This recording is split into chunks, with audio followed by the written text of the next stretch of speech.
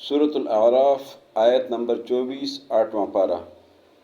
अऊज़ु बिल्लाहि मिनश शैतानिर रजीम। अऊज़ु बिल्लाहि मिनश शैतानिर रहीम। बिस्मिल्लाहिर रहमानिर रहीम। क़ाल अहबितू बअज़ुकुम लिबअज़िन अदुव्वुन वलकुम फिल अर्ज़ि मुस्तक़र्रुन व मताउन इला हीन। क़ाल फ़ीहा तहयौन वफ़ीहा तमूतून वमिन्हा तुख़रजून। या बनी आदम क़द अंज़लना अलैकुम लिबासन युवारी सौआतिकुम वरीशा वलिबासुत तक़वा ज़ालिक खैर ज़ालिक मिन आयातिल्लाहि लअल्लहुम यज़्ज़क्करून। या बनी आदम ला यफ्तिनन्नकुमुश शैतानु कमा अखरज अबवैकुम मिनल जन्नति यंज़िउ अन्हुमा लिबासहुमा लियुरियहुमा सौआतिहिमा इन्नहु यराकुम हुवा वक़बीलुहु मिन हैसु ला तरौनहुम इन्ना जअलना अश-शयातीन औलियाअ लिल्लज़ीन ला युमिनून। क़ाला फरमाया अल्लाह ने, क़ाला इहबितू चले जाओ, इहबितू चले जाओ, बाज़ुकुम बाज़ में से लिबाज़िन बाज़ के लिए अदुव्वुन अदू दुश्मन को कहते हैं, अदुव्वुन दुश्मन होंगे, वलकुम और तुम्हारे लिए फिल अर्ज़ि ज़मीन में मुस्तक़र्रुन ठिकाना है, रहने की जगह है, व मताउन और साज़ो सामान है, फ़ायदा है, चीज़ें है, इला हीन एक वक़्त तक, हीन मन वक़्त, इला हीन एक वक़्त मुक़र्रर तक। क़ाला फरमाया अल्लाह ने, फ़ीहा इसी में, तहयौना तुम ज़िंदगी गुजारोगे, व तमूतूना और मरोगे, मौत आएगी, व मिन्हा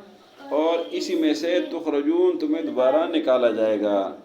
या बनी आदमा ए बनी आदम, बनी से मुराद औलाद आदम, ए बनी आदम ए इंसानों, क़द यकीनन अंज़लना हमने नाजिल किया है, ना माना हमने, अलैकुम तुम पर, लिबासन लिबास, युवारी जो छुपाएगा, सौआतिकुम तुम्हारे जिस्मों को, वरीशा और जीनत खूबसूरती का ज़रिया है, व लिबासुत तक़वा और तक़वा का लिबास, ज़ालिक खैर बेहतर है, ज़ालिक ये मिन आयातिल्लाहि अल्लाह की आयतों में से, लअल्लहुम ताकि ये लोग यज़्ज़क्करून नसीहत ले लें। या बनी आदमा ए बनी आदम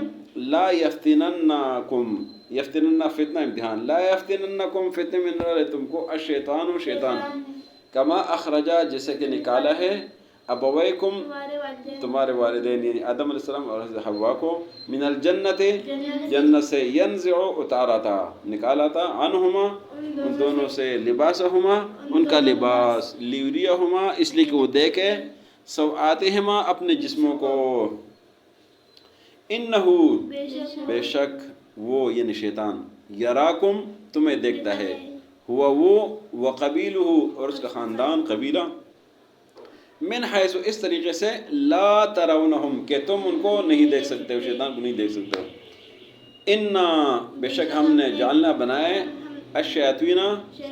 شیطانوں کو اولیاء دوست، للذین ان لوگوں کے لیے لا یؤمنون جو ایمان نہیں لاتے،